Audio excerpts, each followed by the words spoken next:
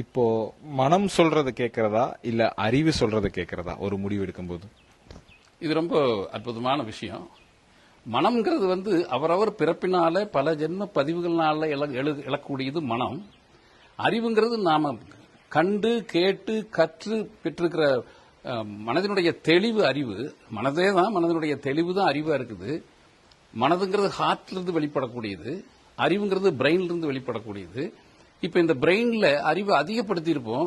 ஆனா மனது, ஹார்ட்ல இருந்து வெளிப்படுற மனது பாரம்பரியத்தின் அடிப்படையில் ஆசையின் வயப்பட்டிருக்கும். ஆசை ஒன்னுல வழி நடத்தும் மனசு, அறிவு ஒன்ன சொல்லும் சரின்ட்டு. இங்க ரொம்ப கான்ட்ரடிக்ஷன்ஸ் இருக்கு.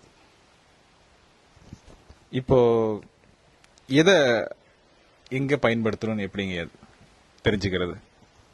இப்ப இதுல பாரம்பரியமா நமக்கு வந்துட்டு இருக்கிற மனதனுடைய விருப்பங்கள் எதுன்னு மனதை படிக்கணும். அதே சமயத்தில் நூல்களையும் கற்றோர்கள்கிட்டையும் வேதங்களை எல்லாம் கொண்டு நம்ம அறிவை வளர்த்திக்கணும்.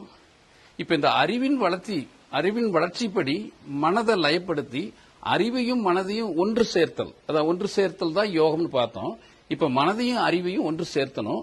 அறிவு பேரறிவு நோக்கி பயணிக்கணும். அப்ப பேரறிவை நோக்கிய அறிவை நோக்கி மனதானது ஒன்று சேரணுங்கிறதா பாடம்.